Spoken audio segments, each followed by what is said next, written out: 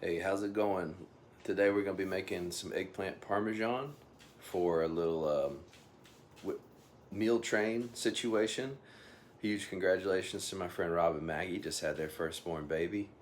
And we're going to be making some eggplant parmesan to take to them so they ain't got to go nowhere. This is how we do it. This ain't got to be nothing fancy. I just cut mine about like that right there. Now what we're going to do is salt all this right here. You just want to basically help soak up all this excess moisture because we're going to fry these eggplants later. And if they go in there wet like that, they don't fry very good. So you're going to salt all this stuff right here. I keep my salt right there. Just kosher salt is what I use. I don't like that other crap. This is just OG salt. Trying to soak up all this moisture out of here. So I got all my eggplant cut up, and you know, I was kind of fancy with this at first, but really Half Moon is totally chill. Anyway, we gotta salt all this, so we're gonna salt it, and then we're gonna mix it all up.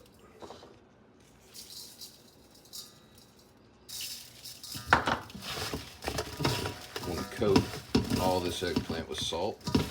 Start to draw out that moisture. This isn't really a how-to, this is just a how I like to. But I like to get this going first. That way, when I'm making the sauce, this can be happening in the fridge, no problem. It seems like a lot of salt, but check it out. You're also seasoning these eggplants right now. But you want everything to be coated. This seems pretty good. We're gonna pop that in the fridge. I should have thought about this.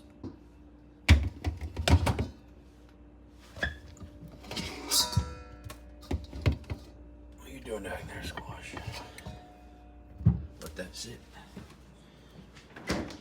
So I'm just processing some garlic here. What I like to do is first just break it off from the, I mean, I don't know why I'm saying this. Everybody knows how to do this, I think, but just go ahead and pop that thing. This, I have heard that this gets all that good garlic magic stuff happening. It's just gonna get chopped up and thrown in the pot, so it ain't gotta be pretty. We got that garlic done. We're gonna do some onion now.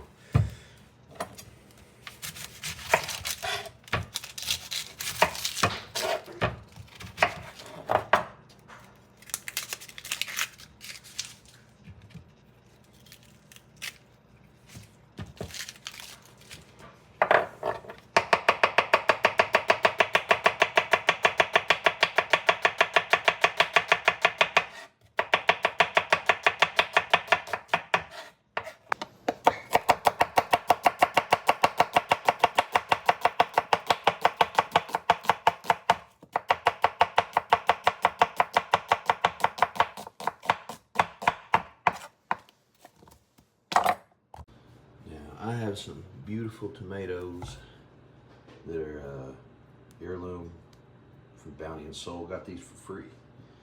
And I also have some cherry tomatoes that I grew. These are gonna hop in that sauce as well. I just had to get a shot of that. Look at how beautiful that is. So cool.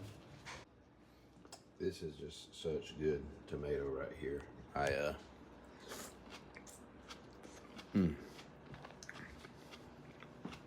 So sweet, so good. Gonna get all this allium mess here. Can I do this with one hand? Probably not. My compost bin. Anyway, you get the point, the picture. I didn't actually grow these, my wife grew these, but these are so good. And they came from that plant right there, right outside the edge of my driveway. I mean, they're in some good dirt, but, well, there she goes. Anyway, this is a good tomato as well. Next part, I'm gonna get some oil going here. I use this stuff. I think it cost like 32 bucks for this. It's 3 quarts though. 3 quarts. It's tripping me out. Quart and a liter are different, but anyway, it's really good. And I'm just gonna let it rip. Put it here in my Staub pot. I got this for my birthday when I turned like 27 or 27th. I get enough to cover the bottom. Don't be afraid of it. It's good stuff. And I'm gonna get these allium sweating off, and then we'll blister the tomatoes and keep going from there. This was about out. I went ahead and emptied it into my other olive oil vessel, but once it's out, just use a can opener, and you can open this thing up. Just a good old can opener. I'll show you when I'm done. And you still got quite a bit of oil in there, so don't let it go to waste. These look cool too. I mean, we keep our coffee filters in an empty one. You know, just a nice piece of metal. No need to toss it or throw it in a freaking landfill. I digress. We got the onions in there. Okay, I was being a fool. It says 3 quarts, 5.4 fluid ounces, 3 liters. So I thought it said 3 quarts and 3 liters. I didn't see the ounces. How silly. That's washed. Let those onions go a little bit at first, and then I will add my garlic.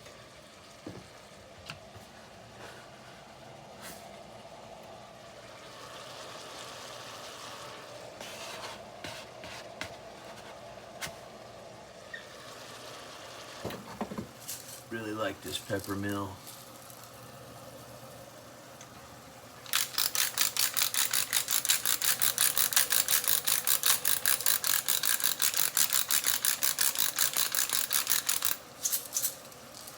Nothing like fresh ground pepper.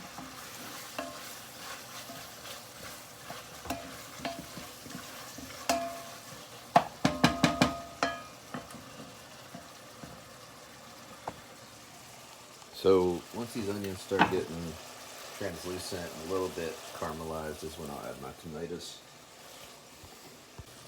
They're starting to look really nice. It's probably been 7 minutes. I don't know. Let's make a little room here. There's plenty of room in there. For these, well, I'll do these guys first. Wait. Oh, I gotta get some of the stems off these suckers. So I'll do these first. Beautiful. We're gonna get these roasted up. Alright, so we went ahead and added in a can of these hand crushed and whole peeled San Marzano tomatoes. And I'm just letting it cook down a little bit. I'm gonna blend this stuff up because I like kind of a smoother sauce. But I wish you could smell it through the phone right now, y'all.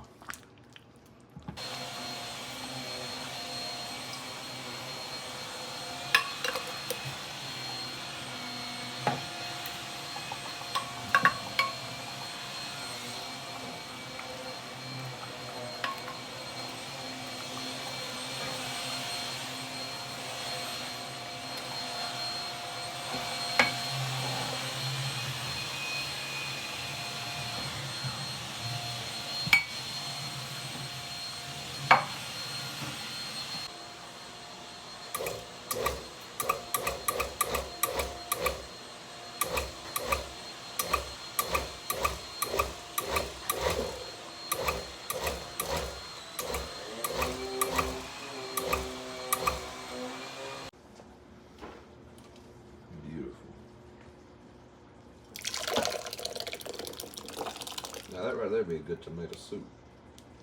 Got some chicken broth, that'd be real good. Now I've got most of my sauce over here. Right now I got it down to this. I'll leave a little bit of the tomatoes in there, but just get hit with a little bit of that tomato paste. This stuff is good, I tell you what. And then I'm also gonna zest some orange in there.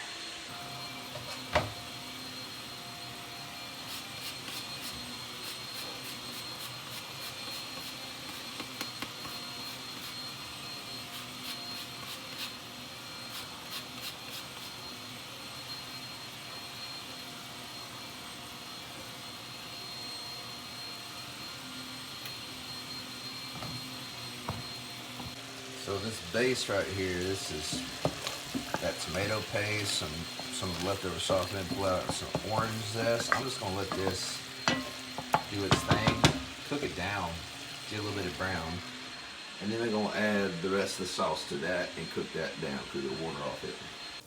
And that's really coming together good. I'm gonna go ahead and add the rest of this sauce here.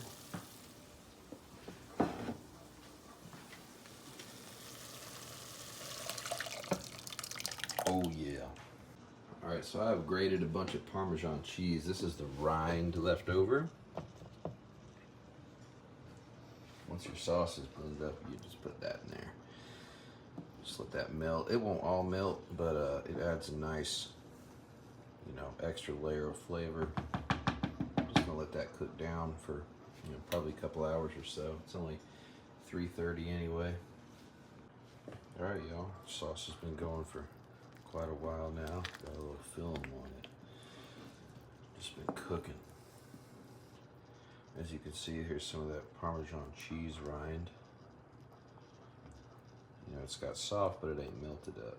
So, get some of that good umami in there. I'm gonna let this cool here in a second. All right, it has been about 3 hours. Look at all that eggplant water. So now what I like to do is take this, squeeze it, get the excess juice off it, and then I'll batter it. We're gonna do that with all these.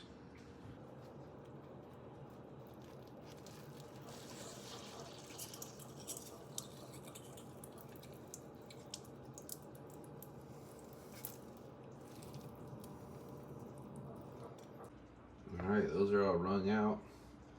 I'm gonna get a simple egg wash and panko going, and then just set them here, and then we'll fry them all.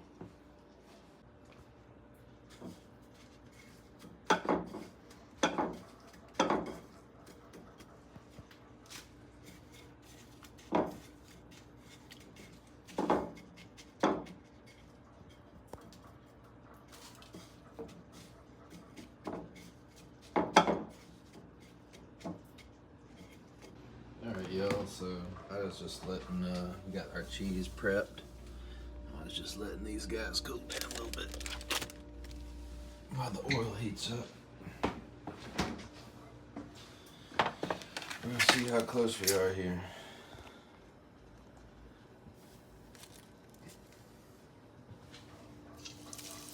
Oh yeah, ready to fry. So we frying eggplant now. I'm just using good old canola oil. It's cheap, but it's good for frying.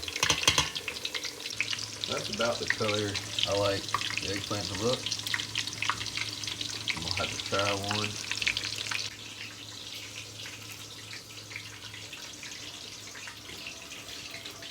Tender, salty, not too salty. And crunchy.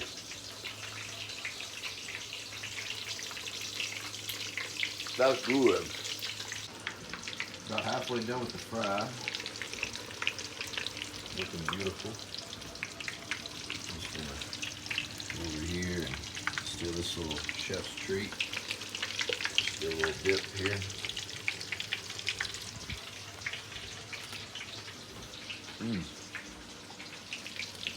That's that Italian chips and sauce right there. Got my eggplant in my dish. I like to come in then with some of this delicious sauce here. It ain't gotta be crazy. You just wanna dollop it on there. Dollop. I have a weird time with vowels.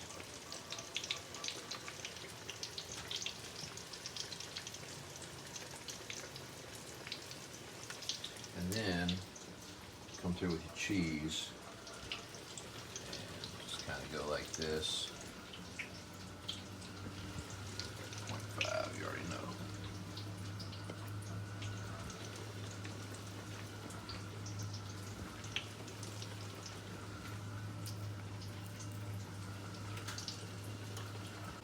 I'll put that in there, assembled. That's how the eggplant parm gets done. A little bit of fresh basil on there. Look at that cheese pull. Lord have mercy.